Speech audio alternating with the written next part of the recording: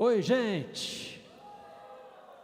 Todo mundo bem? Na santa paz do Senhor Jesus? Bom demais. Eu estava com vontade, com saudade de falar oi, gente, mas estava com mais saudade de ouvir vocês me respondendo, viu? Bom demais. E você aí em casa respondeu também? Espero que sim, viu? Bom, gente, vamos então meditar. Hoje nós estamos começando uma nova série de meditação. Na IPI do Brasil, é o mês da família. E eu pensei junto com os irmãos do conselho, como que nós poderíamos pensar família, igreja, tudo junto. E me veio a ideia, compartilhei com o conselho, todos nós concordamos que seria muito bom falarmos sobre aquele abismo, aquele conflito que às vezes há entre gerações.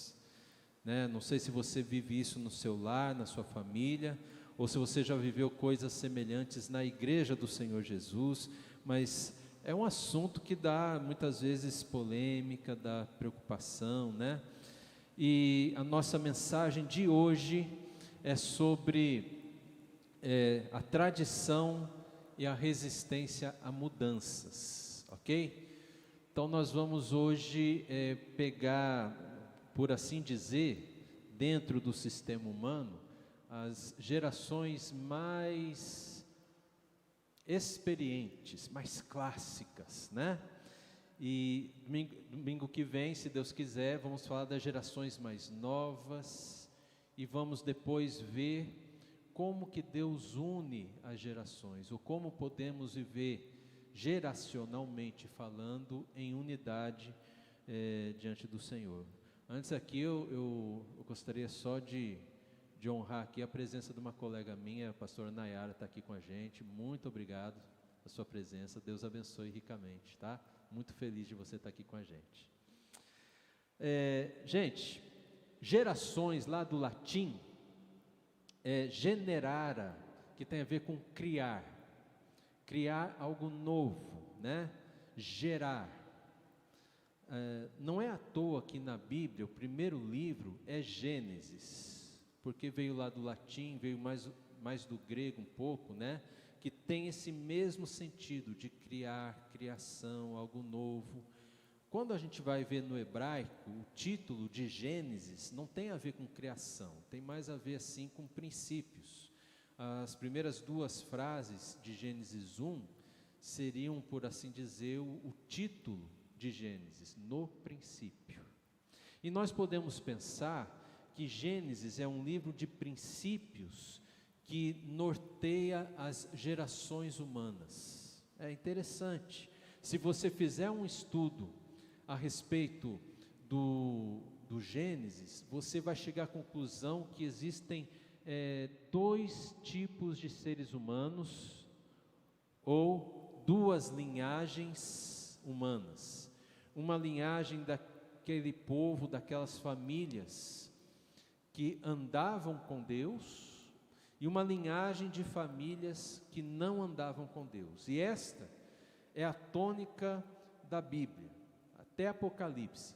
Na verdade, a Bíblia não faz mais distinção entre as pessoas do que essa: as famílias que andam com Deus e as famílias que não andam com Deus. Então nós não temos uma base bíblica para aprovar, por exemplo, discriminação, algum tipo de preconceito. A Bíblia nunca fala nada sobre isso. A única distinção: famílias que andam com Deus e famílias que andam sem Deus. E na Bíblia, uma geração dura 40 anos. Mas nós vamos ver aqui que entre nós, no nosso contexto aqui contemporâneo, a maioria das pessoas que estudam, elas não colocam 40 anos para uma geração. Às vezes falam assim, 25, via de regra 25 anos. Mas daqui a pouco você vai ver aqui na lâmina, parece que quando eles contam de fato uma geração depois da outra, não chega a 25 anos. É algo que parece que está ainda em construção. Às vezes há algum hiato entre o nascimento de uma geração para outra, o conflito, alguma coisa assim. Parece que entre nós não há um consenso sobre geração, né? Mas sempre temos o perigo de abismos entre as gerações. Gerações é um grupo de indivíduos nascidos na mesma época, influenciados num contexto histórico e que causam impacto à sociedade. Essa é uma dentre várias possíveis definições. E eu queria mostrar para você agora, pode pôr ali o próximo, por favor? Olha só, como que a gente conta hoje, tá? Eu vou passar bem rápido aqui, mas eu acho que vale a pena a gente pensar. Por exemplo, temos aqui a geração silenciosa. Há pelo menos mais 2 gerações estudadas a respeito disso. Você me perdoa, eu não foquei muito nisso, né? Nessas outras 2 gerações. A geração silenciosa é das pessoas nascidas entre 25 e 42. Geralmente pessoas com mais de 80 anos. Temos alguns irmãos assim, né? Aqui no nosso meio. E uma das grandes características é comportamento conformista. Por quê? Porque é uma geração que viveu realidades da Primeira Guerra, da pandemia da gripe espanhola, né? E da recessão econômica de 1929, que atingiu não só os Estados Unidos, mas aqui no Brasil chegou também, né? Então é uma geração conformista porque não tinha muita opção. Eles não tinham muita opção de escolha. Então tudo estava bom para eles. E o principal para essa geração é o bem-estar de toda a sociedade. Eles eram muito mais comunitários do que as gerações que vieram depois. Temos o Baby Boomers, de 45 a 60, quem nasceu entre 45 e 60, tem mais ou menos, assim, mais de 60 anos, né? Menos de 80, mais de 60 anos. Então, o nome dessa geração é porque depois da Segunda Guerra, os soldados foram para casa, e o que aconteceu, gente? Houve uma explosão de nascimento de novos nenês, por isso Baby Boomers. É uma geração que é muito exigente no seu consumo, busca uma estabilidade econômica, sempre buscou melhores oportunidades. É uma geração que prefere qualidade e não quantidade. Por exemplo, na igreja, quando um Baby Boomer, alguém dessa geração, está na liderança da igreja e se fala sobre crescimento de igreja, é uma pessoa que vai pensar mais na qualidade do que na quantidade de pessoas. Eu não estou falando que isso é ruim, eu estou falando que isso é uma característica, né? O que mais? O ideal de vida de um Baby Boomer: casamento, ter um carro, ter a sua casa e ter tempo de lazer. Parecido com a geração silenciosa, aqui a gente vê um conformismo, mais no sentido do conforto. Uma geração que buscou mais o conforto que não tinha antes nas outras gerações, né? E não se deixa influenciar facilmente. E hoje nós vamos parar aqui na geração X, que é a minha geração. Nascidos entre 1960, alguns apontam 1965 e 1979, 1980. Tá? Quem nasceu nesse tempo aí, geralmente vai ter mais de 40, menos de 60. Ok? A geração X. Por que geração X? Como começou esse negócio, né? Eu achei interessante. Nos anos 50, os Baby Boomers eram jovens, os adultos, os líderes eram a geração silenciosa, e já havia revistas, e havia muita preocupação com a próxima geração que viria. E se não me engano, lá na França, uma revista escreveu um artigo, e um fotógrafo fez uma foto que ficou muito boa, fotografando um X. E a pergunta da revista era: como será a próxima geração? Vamos chamá-la geração X, porque X é uma incógnita matemática. Ninguém sabe o valor do X, e eles não sabiam o que ia ser da próxima geração, tá? É a minha geração. Se você tem mais ou menos a minha idade, eu sou o pastor, 51 anos, né? Boa ideia, né, gente? E aí, assim, sempre em busca de conhecimento. É uma geração que aprende com os erros, e aprendeu que aprender com os erros ajuda a chegar ao sucesso. É uma geração que tem um espírito empreendedor, autoconfiante, e também é uma geração que busca individualidade, mas ainda não rompe com o grupo, sempre valoriza o seu grupo, né? Mas ele faz uma ruptura com as gerações anteriores e os seus paradigmas. Com a geração X veio revolução sexual, o feminismo e tudo mais que a gente até hoje colhe esses frutos dessa geração X. Woodstock, né? Aí você tem que saber de história de rock and roll, né? Woodstock, né? Costumes, hábitos totalmente mudados, movimento hippie, né? Então tudo isso aí faz parte dessa geração X. E eu acho muito complicado a gente ficar pensando assim, né, gente? Geração X, Y, a gente vai falar semana que vem Y, Z, e talvez tem uma tendência de pegar a geração da Ana Flora, do Benício ali, chamar a geração Alfa, mas ainda não se tem uma certeza, né? Bom, na Bíblia é muito mais simples. Vamos colocar o próximo aí, gente. Na Bíblia é muito mais simples. A Bíblia tem 3 tipos de geração: os velhos, os jovens e as crianças. Todas as gerações um dia vão ser crianças, outro dia vão ser velhos, jovens, e no outro vão ser velhos. Não foge disso. Na Bíblia, essa conversa geracional aproveita todo mundo. Olha que interessante, gente. A Bíblia é um livro eterno, é um livro de princípios, né?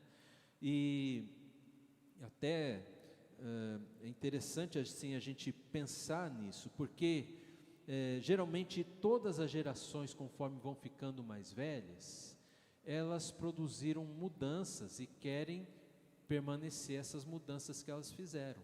Mas as gerações mais novas, elas vão querer produzir outras mudanças. Não é à toa que Aristóteles, quando pensava nesse termo, né, gênero ou geração, Aristóteles dizia que geração é algo que muda, que muda.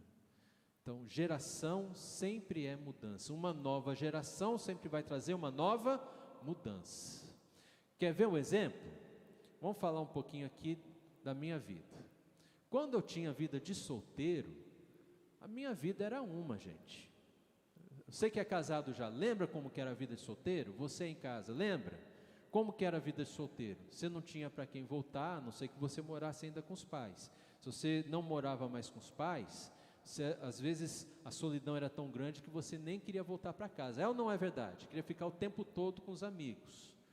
Mas aí você casou, e só do fato de você casar, tudo muda. Casou, meu irmão, esquece vida de solteiro. Esquece. Agora são outros interesses, é outra realidade, né? E geralmente a maioria das pessoas que casam, o que quer, gente? Quer ter filhos, não é? E os pais desses novos casados querem ter netos, e fica aquela pressão, né? Quando vai me dar neto? Quando vai me dar filho? Quando vai me dar sobrinho? Não é assim não, gente? É desse jeito. Aí eu, né, recém-casado tal, aí a mulher engravida, vai ter um neném, né? No que nascer esse neném é uma nova geração. Eu vou dizer para você, vai mudar tudo, tudo. Então, se você ainda não tem filhos, pretende ter, dorme bem de noite, dorme bem, né? Porque depois você vai passar muito tempo sem lembrar quantas noites você conseguiu realmente dormir, né? Quando você dorme 2 horas seguidas de noite com o nenê, você dá glória a Deus. Nossa, eu nunca dormi tanto na minha vida nesses últimos dias. É assim, gente.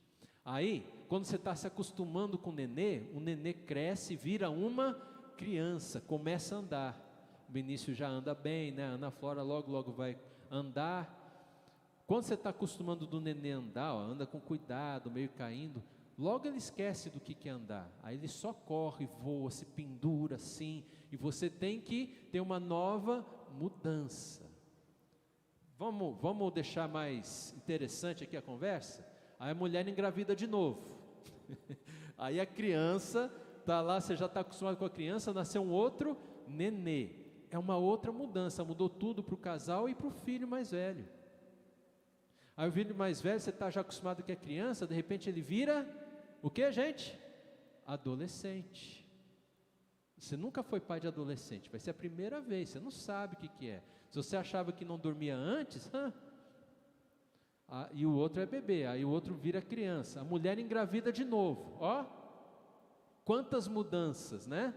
Porque um é mais velho, o outro é caçula, aí o adolescente já está jovenzinho, o outro está chegando na adolescência e o bebezinho já está começando a andar. Tudo mudou para todo mundo, o mais velho ainda é mais velho, o segundo filho já não é mais o caçula, é o do meio e o outro é caçula.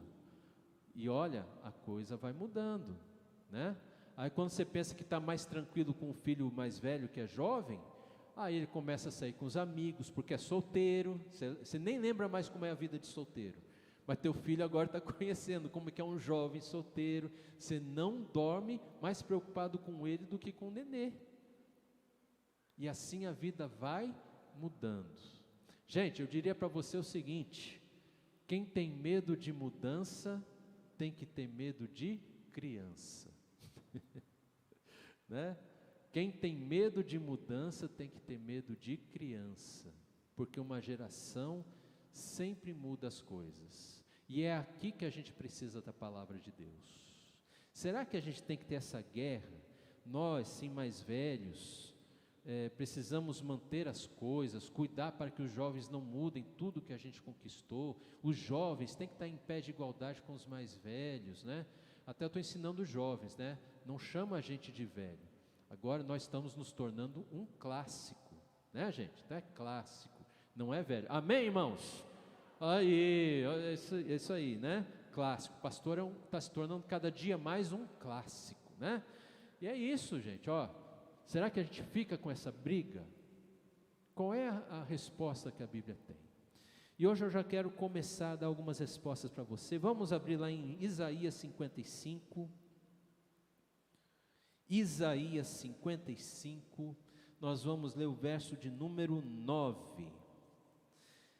Eu já preguei esse ano, parece que a gente vai ter um flashback lá do início do ano, quando a gente começou a falar sobre a sabedoria de Deus, porque na verdade está tudo conectado na palavra de Deus.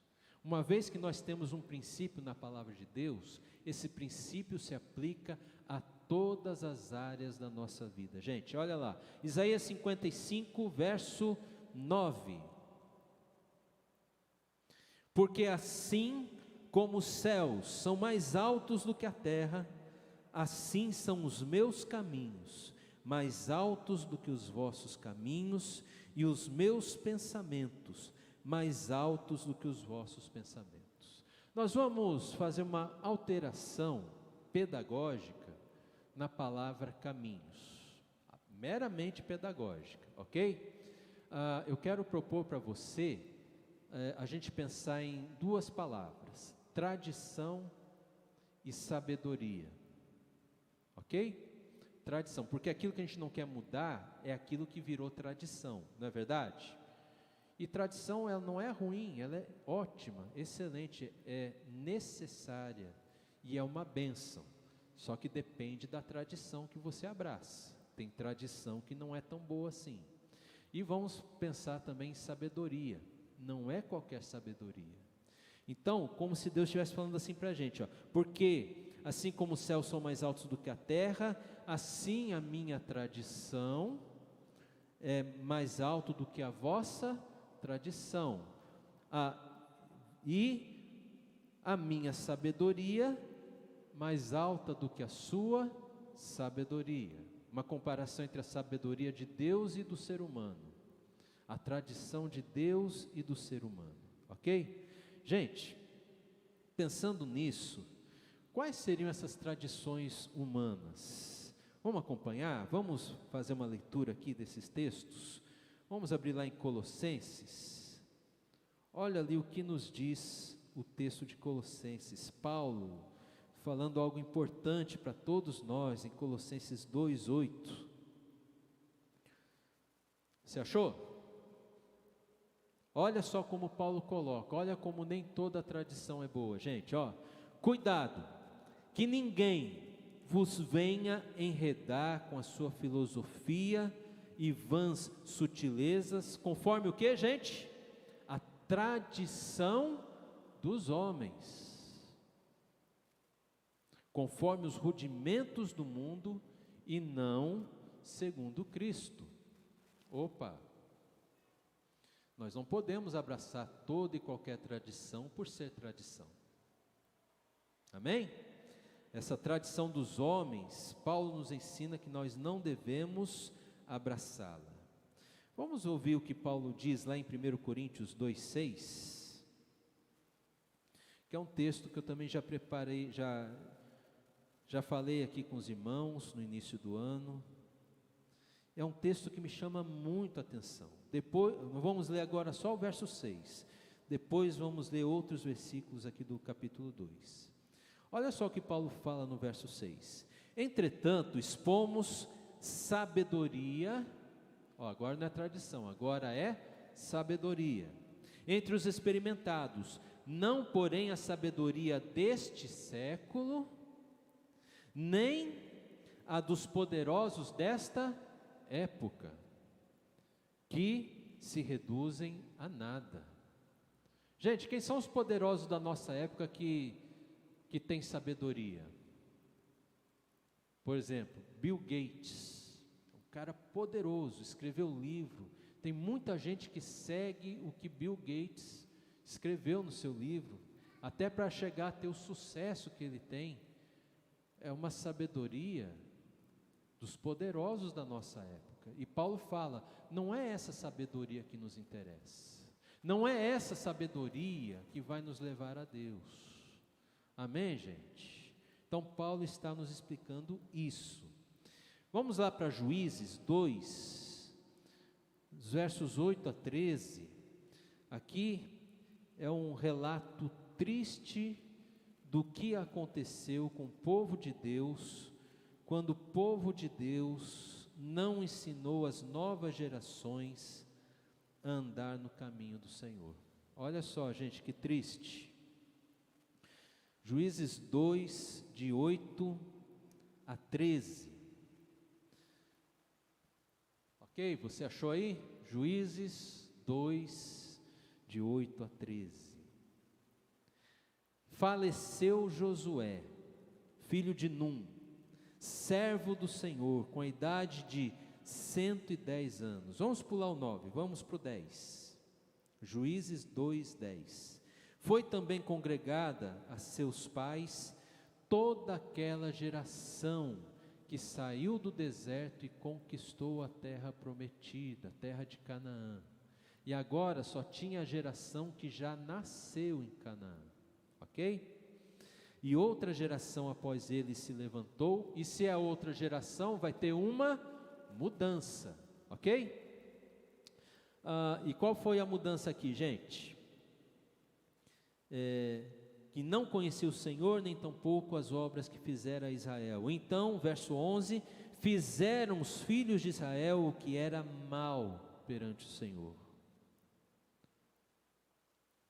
pois serviam aos Baalins, deixaram o Senhor Deus de seus pais, que os tirara da terra do Egito, e foram-se após outros deuses, dentre os deuses das gentes que havia ao redor deles, e os adoraram, e provocaram o Senhor a ira, porquanto deixaram o Senhor e serviram a Baal e Astarote. Baal, provavelmente um deus masculino, Astarote, provavelmente uma deusa, no feminino, deusa da fertilidade.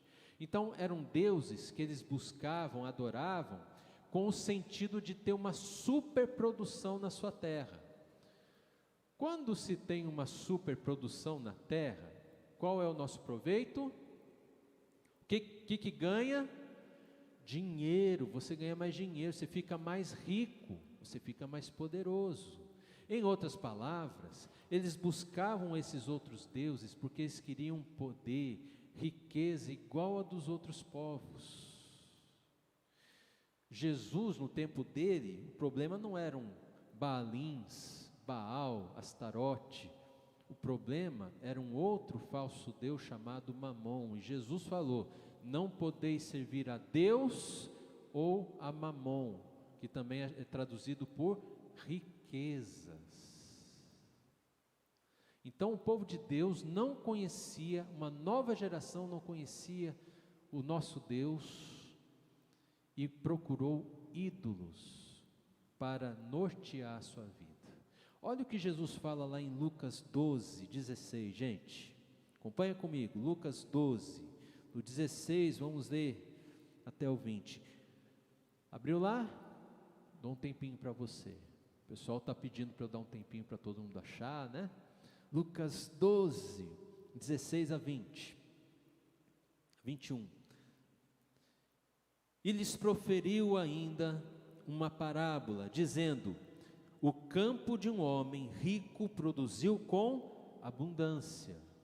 Olha só. E arrazoava consigo mesmo, dizendo: o que farei? Pois não tenho onde recolher meus frutos. E disse: farei isso, destruirei meus celeiros, reconstruí-los-ei maiores, e aí recolherei todo o meu produto e todos os meus bens. Então direi à minha alma: tens em depósito muitos bens para muitos anos, descansa, come, bebe, regala-te. Tudo que ele procurava era conforto, tudo que ele procurava era o favor de Deus ou de alguma divindade para ficar rico e poder ter uma vida confortável. Mas olha só como Jesus conclui: mas Deus lhe disse: louco, esta noite te pedirão a alma, e o que tens preparado, para quem será? Assim é o que entesoura para si mesmo, e não é rico para com Deus. Tradição humana. A tradição humana que nós temos no nosso tempo, gente, diz o seguinte: você precisa trabalhar para ganhar muito dinheiro, e se você tiver uma profissão que você tenha muito ganho de dinheiro, você vai estar resolvido na vida. E sem perceber, muitos de nós conduzem os nossos filhos dentro dessa tradição humana. E achamos que os nossos filhos só vão estar bem se eles tiverem uma profissão em que eles vão poder ganhar bem o rico dinheirinho deles. Mas, meus irmãos, não é todo mundo que tem dinheiro que vive bem nessa vida. Não é o dinheiro que vai te trazer paz, segurança.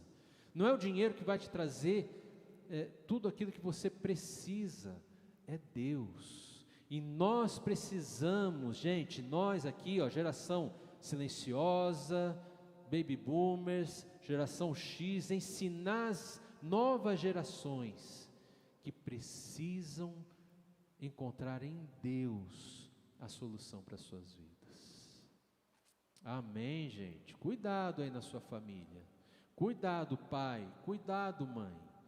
Assim, eu não quero que ninguém deixe de estudar. Estudar é bom, é valoroso. É bom, sim, eu estudo até hoje, né? Mas isso não vai definir a sua vida. O que vai definir a sua vida é a tua vida com Deus. E eu quero finalizar falando da tradição divina, que é uma tradição e uma sabedoria que nós precisamos preservar. Abra comigo lá em 2 Tessalonicenses 2:15. 2 Tessalonicenses 2:15. Todo mundo achou? Olha o que Paulo fala ali. Assim, pois, irmãos, permanecei firmes, E guardai o que, gente? As tradições que vos foram ensinadas, seja por palavra, seja por epístola nossa. Que tradições são essas que Paulo está falando? Não são tradições humanas. Para saber que tradição é essa, que sabedoria é essa, vamos lá para 1 Coríntios 2 de novo. 1 Coríntios 2, agora vamos ler a partir do verso 7. Eu acho um dos textos mais belos da palavra de Deus. Então lá no verso 6, Paulo falou: nós não falamos da sabedoria deste século, dos poderosos dessa época. Olha o que Paulo fala, que tipo que é a sabedoria, a tradição que a gente tem que buscar, gente. Olha, mas falamos a sabedoria de Deus em mistério, outrora oculta, a qual Deus pré-ordenou desde a eternidade para a nossa glória. Sabedoria esta que nenhum dos poderosos deste século, olha ali, está vendo ali do ladinho? Os poderosos desse século, nenhum deles conheceu. Olha o verso 9, mas como está escrito, nem olhos viram, nem ouvidos ouviram, nem jamais penetrou em coração humano o que Deus tem preparado para aqueles que o amam. O que Paulo está falando é o seguinte: as pessoas que conduzem a sua vida pela sabedoria humana, pelas tradições humanas, os olhos deles nunca viu, os ouvidos deles nunca ouviu, nunca penetrou no coração deles as grandezas que Deus tem reservado para aqueles que o amam. Amém, gente? Glória a Deus, porque eu e você somos estes para quem foi revelado, mas Deus nos revelou pelo Espírito. E agora nós temos então esse desafio, que está lá em Provérbios 22, 6. Irmãos que passaram por escola dominical, talvez até saibam de cor, Provérbios 22, 6. Mas ninguém vai precisar se expor aqui, nós vamos ler, tá bom? Diz assim, Provérbios 22, 6. Ensina a criança. Deixa eu fazer uma coisinha aqui, ó. Volta lá aquela do velhos, jovens e crianças, por favor, Hugo. Velhos, jovens e crianças. Isso, olha só. Ensina quem? A criança, né? A criança. Quem vai ensinar a criança? Para quem o autor de Provérbios está escrevendo? Para nós, os velhos. Ensina a criança no caminho que deve andar. E ainda quando for velho, quando ela estiver no nosso lugar, jamais se desviará dele. Olha que bênção, gente. Será que nós não queremos, de fato, que as novas gerações continuem essa tradição, essa sabedoria de Deus na nossa família, na nossa igreja? É claro que a gente quer, mas precisa o quê? Discipulado. Ensinar é discipular, é fazer discípulos. Amém, gente? Agora, isso aqui, esse ensinar, não é só assim, em termos de idade. Vamos abrir lá em 1 João 2, e aqui vamos estar encerrando. 1 João 2, os versos 12 a 14. Eu acho que pode continuar aquela parte ali, Hugo, por favor, tá? Dos velhos, jovens e crianças. Olha só, gente. João, ele escreveu assim, aqui não é faixa etária. Me parece que filhinhos aqui tem a ver com pessoas que estão chegando agora no Evangelho, não importa a idade, os novos convertidos. Os jovens, me parece, aqui no texto de João, que são crentes em crescimento. E me parece que os pais são os líderes da igreja, aqueles que geram filhos em Jesus, né? Por meio de Jesus, fazem discípulos e ensinam esses discípulos para que se tornem de filhinhos para jovens e de jovens um dia venham a ser pais. Olha só, filhinhos, então quando ele fala filhinhos, é ali, ó, né? Como se fossem as crianças, filhinhos, os novos convertidos. Ó, eu vos escrevo, porque os vossos pecados são perdoados por causa do nome, do seu nome. Pais, quem são os pais? Ali do outro lado, gente. Pais na fé. Líderes. É interessante que lá no Antigo Testamento, esses pais, era um outro nome, um outro termo, né? Ancião. Ancião no Antigo Testamento é traduzido para o Novo, para o grego, como presbíteros. Meus irmãos, nós presbíteros somos todos anciãos, né? Ó que beleza, viu só? Então, ancião tem esse negócio de sabedoria, esse negócio de conhecimento. Olha só, tipo de conhecimento que é.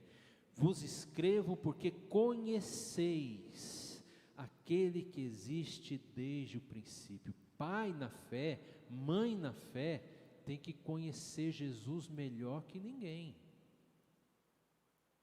E precisa dar frutos, né? Dos filhinhos.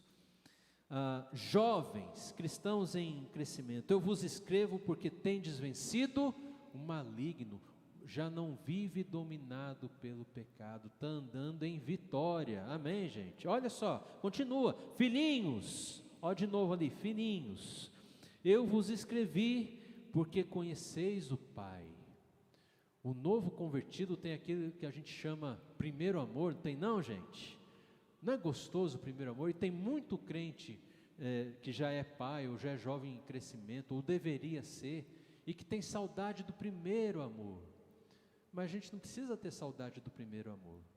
Basta cultivar esse primeiro amor até o fim. Você vai ver que esse amor só aumenta para sempre. Glória a Deus. Pais, olha lá os pais de novo. Vos escrevi porque conheceis aquele que existe desde o princípio. Olha a importância. Você que é líder da igreja, presbítero, diácono, de ministério, conhecer o Pai, precisa, né? Jovens, cadê os cristãos em crescimento aqui, né? Escrevi porque sois fortes e a palavra de Deus permanece em vós e estão vencendo o maligno. Gente, tradição e resistência a mudanças. A conclusão é a seguinte: quando nós aprendemos a preservar a tradição de Deus, nós entendemos que devemos resistir às tradições humanas. Mas se você, apesar de ser cristão, você passa as tradições humanas para sua família, provavelmente vocês vão resistir à tradição de Deus e à sabedoria de Deus. Qual tradição você tem resistido? O que você tem resistido na sua vida? Eu espero que todos nós, sem exceção, possamos resistir àquela tradição e sabedoria que não vem de Deus, mas abraçar e ensinar as novas gerações a tradição e a sabedoria que vem de Deus para a nossa glória. Amém, gente? Louvado seja o Senhor. Vamos orar. Pai, eu quero te louvar pela tua palavra, que é viva e eficaz. Obrigado, Senhor, por tudo que pudemos aprender hoje. E que o Senhor esteja conosco, Pai, nos ensinando cada dia mais a andarmos nos teus caminhos, seja qual for a nossa geração, seja qual for nosso pensamento, nosso estilo, nós possamos ser cheios do teu Espírito, buscar a tradição e a sabedoria do Senhor, hoje e sempre. Amém. Deus os abençoe.